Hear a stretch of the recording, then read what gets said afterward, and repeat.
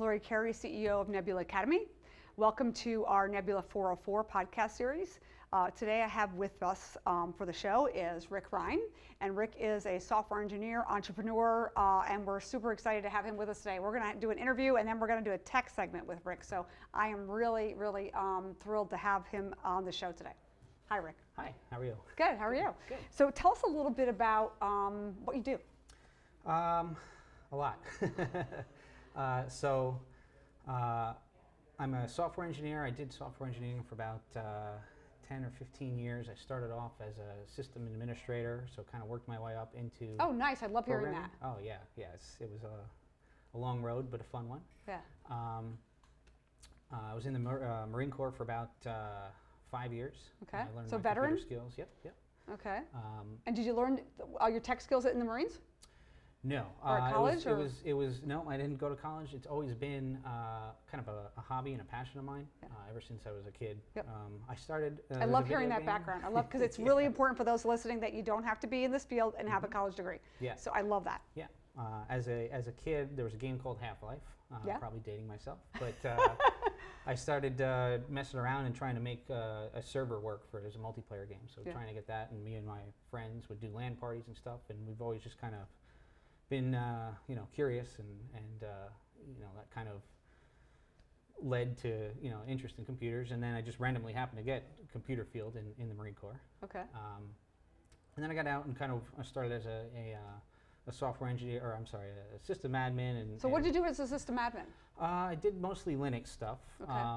So a system administrator, basically, so as a developer, you're writing software, right, and that software runs on systems. Yep. So the system administrator makes sure those systems are secure and running, and they have all the requirements. Right. So more hardware focused, and a little bit of software too. A little bit, yeah. It's more like installation of software and monitoring, making sure that nothing works. I did a lot of. You learn a little bit about networking, so it's kind of really gets you a broad background. Yeah, so very holistic, right? Yeah. So we're introducing a new program this fall where it's a tech support role. Oh, yeah. And that's really what a system administrator would do. Exactly. So like that A+ and all that stuff. Yeah. So networking, foundations, really understanding how the internet works, right? All of that stuff. So that's really an entry level kind of to a software developer potentially too, which I love that, because it's a nice path or staging to get there. Right. And how I kind of transitioned into a software engineer from being a system administrator is, I'm a pretty lazy guy, so I hated doing things like the same things over and over again. Repetitive stuff, right? So that's like the key to software is like repetitive stuff is bad. So, or an opportunity. Oh, and yes, right, exactly. Yes, I always I love problem solving, and most women do, and that's why I love the field for women in tech. But yeah, when I see something like that too, I'm always looking. I like to do Visio drawings of processes and go, okay, wait a minute, that's a problem over there visually. I can see visually that could be automated. Right. We could fix that, and we could do it with software. And then I hand it to the developers and go, make that process happen. Absolutely, yeah. And that's I just started doing that, and then naturally my programs and scripts got more complex, and the curiosity kind of took over, and I started saying, okay, I wonder what's out there. So I learned PHP and stuff like that. On your own? Yes, yeah. Off the internet. Mm-hmm. Yeah. Wow, that's great. Yeah, and that's good. Again, it's about being a lifelong learner, right? Absolutely. Yeah, that's probably the biggest thing. And then just continuing through that. I ended up working. I kind of hopped around and moving jobs and stuff like that, and then I ended up at a company called AKAmai. As a operations, I don't remember the exact title, but operations technician or something like that. It was basically a system administrator, but in a. So just for those listening, AKAmai is a tech company, and they do like data storage and stuff, right? Yes, so they're a CDN. So basically, if you're going to a website and you're looking at a picture, that picture is served from, let's say, Facebook, right? You're going on a Facebook picture. That picture is served from the servers at Facebook. Yeah. So CDN stands for Content Delivery Network. Good. So all these acronyms. It's like a whole language when you work in the tech field, right? Right. Yes. So the Akamai servers stand between those, the Facebook servers, and you. So like you go and look at a picture and you share it to me and say, hey, look at this funny picture. Yeah. instead of going all the way back to the Facebook servers, now we go to the AKAmai servers. So we're offloading content from origin. And then we do like their security and stuff like that. So all right, very cool. So now we're looking at a whole, instead of just a couple of Linux servers, I was looking at a whole platform. Lots of servers. Yeah, lots of servers, constant uptime, 24/7 and stuff like that. So same thing, I kind of progressed through there and saw processes that could be automated, and ended up being appointed a subject matter expert on the customer interface side, and it was a Ruby on Rails app. Okay. And I just started poking around and finding and fixing bugs as something would break, and I would kind of troubleshoot it and give that to the developers. And after time, they were like, "You're basically doing this job. Why don't you come over and be a software engineer?" So I did that for so that's how I got it. That's a great, and I love the fact that this is really important for those students who are listening and trying to figure out what their career paths. Being very willing to kind of jump in and do anything will get you places big in the IT world, right? Yeah. Being that one that says, "I'll figure it out," or "I'll do it," right, will help you really build your capacity and build the trust in others to want to give you more, more responsibilities. So it's really important. Absolutely. Yeah. So Ruby on Rails. Yes. Would you consider that legacy kind of now? It's definitely not as popular as because tech is evolving, right? Yeah. And we hear these words, and so a lot of times we'll hear software developer or engineers say, "Well, what should I learn?" Right? Right. So we're all about making sure students understand that they need to learn the latest and greatest. But then once you learn that, then you can always dig into older stuff and build your capacities and skills. Because depending on the company you work for, depending on what they're using, right? There's always opportunities for what we call legacy, or stuff that's not used as much as modern technology. Yeah. Yeah. Absolutely. And it goes back to that kind of lifelong learning, and even to this day, when I get handed a problem, I don't necessarily know how to solve it. That doesn't go away. I don't know everything, and you never will. And it's okay. So. And I love that people in the tech field are okay with being uncomfortable.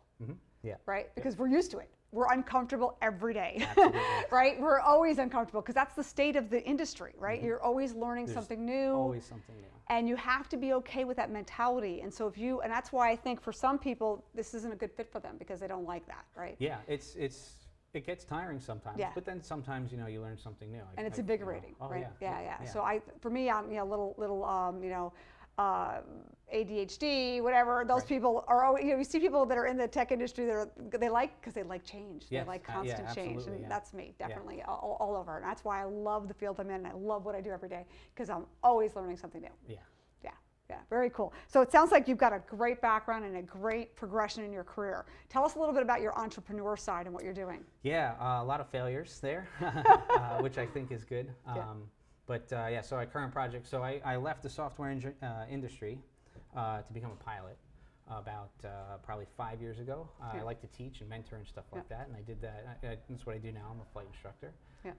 And that's how we met. So just for transparency, my husband's a pilot, and he introduced me to Rick, and I was like, I would love to have him on the show. So I did that, but I really missed programming. Again, going back to that, like looking at processes that could be automated. I saw the process. So the current project that I have is called FBORequest. Yeah. And we basically. And FBO stands for? It's a fixed base operator. Yep. So it's kind of like where the private planes land and get serviced. Excellent. Yeah. Absolutely. Yep. So the place that I work, you get a jet in, and basically they would be writing on a whiteboard, or somebody would call in and say, "Hey, I'm coming in an hour." And they would write it on a whiteboard, or no one was at the desk, and they would have, get to a voicemail, or it's after hours, and they needed their plane first thing in the morning. And I was looking at this, and I'm like, it's 2020, and it's a whiteboard. So, why are we not automating this? Yeah. That would bug you, right? It did. So I was like, this is a relatively simple problem at the core, but interesting, lots of interesting avenues. So, I went and I put together just a little MVP and minimal viable product. MVPs, yes, minimal viable product. Very good. Yeah. Thank you. So now we have a couple of clients, and basically what we do is, we streamline communications from the pilots and the aircraft and the crews to the fixed base operators. So they're coming in and they need fuel. Instead of calling up, they go on the app. and the the request gets sent to the FBO, and then they can take whatever action they need. Yeah, so you've automated the whole process and made it easier for the pilots. Yep. And the aviation industry is big time tech, right? There's tech everywhere. Yes. And so they're pretty progressive, right? Yes. Yeah. Yeah, but they have to be careful because the FAA. So there's kind of sometimes they get held back a little bit, and that's the government side, right? So which is it is what it is. It's the nature of the beast, right? Yeah. But it's a good area because you have areas where you can kind of disrupt. So people might not have thought of something like that. Right. But that's being a software engineer and seeing all these problems, right? Let's kind of And I think about that. Software engineers do they kind of see the problems, right? Yeah. They're seeing things and going, wait a minute, I could fix that, right? Yeah, that's like a 10-line script. Yeah. And then you end up with a huge code Yeah, base. and I love that because they're thinking in lines of code, right? Yeah. It's like, how many lines of code would it take me to do that, right? But I love it. So so if you're really like to problem solve, this is such an amazing industry to be in, and it could be in any industry, not just Microsoft, Amazon, Google, right? There's aviation and any industry you could think of. Right, and pretty much all of my hobbies I've done this. I'm like, it would be cool if I had some kind of app that did this, and you go and write a little thing, so. And you solve it. Yeah. So tell us about like your biggest challenge you've ever were faced with, from a technical perspective. Biggest challenge ever faced with. That's I know I didn't feed you this question in advance, so I apologize for making you really deep thinking here. I think constantly learning. It can be kind of tiring. Yeah, it can be exhausting, right? Because I learned Ruby on Rails and then JavaScript came along. But on the other hand, I use React like everywhere now. Yeah. So our mobile app is React Native. Yeah. I didn't have to learn. I had to learn React Native, which I'm like, oh man, I got to learn something new. And I've been doing it for 15 years. At some point, you're like, all right, can I stop? But I learned React Native, and I'm able to. I tried a little bit with. I tried to learn the iOS native. Apple structure. Xcode and all that stuff, and it took me forever to just get a couple of screens going. And then with React Native, building on the knowledge that I already had, a couple of weeks, and I had a functional. So we teach product. React in our course, and so it's really important, right, for today's modern developer. And I think it's a great. And again, all of the things that we're teaching in our boot camps are to teach them to be modern full stack web developers. But everything is transferable, right? And once you so learn, I didn't know React Native, and I did know React, and a couple of days of reading and tinkering and stuff like that, and that got me developing native apps. Yeah. Which is So let's talk a little bit about the tiredness of learning.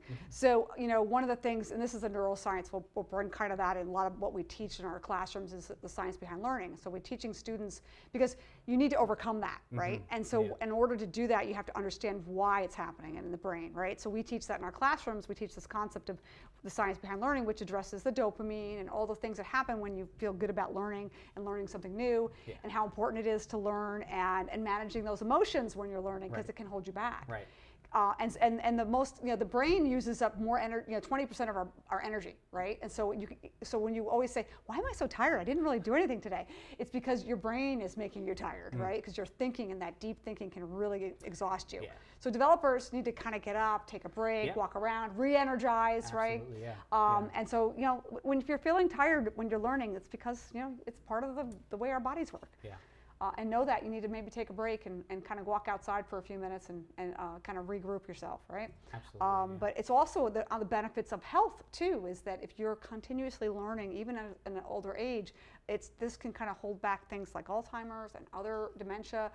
So the research is showing that that's a thing. So that's why a lot of people who are starting to age and are thinking, well, what am I doing to kind of re-energize my brain?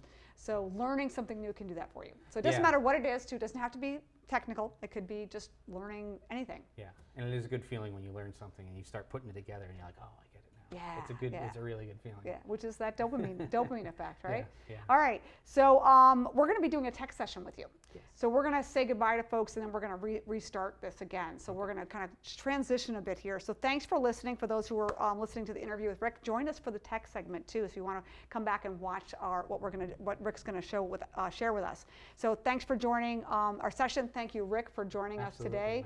My pleasure. If people want to learn more about what you do, how would they reach you? FBORequest.com, or my email is rick@FBORequest.com. All right, awesome. So if you're pilots out there and you want to learn more about Rick, visit his website. And if you want to learn more about Nebula Academy, go to nebulaacademy.com. And if you want to support our not-for-profit, We Connect the Dots, go to weconnectthedots.org, and please make a donation to support us so we can do more scholarships and impact more people. Thanks for joining.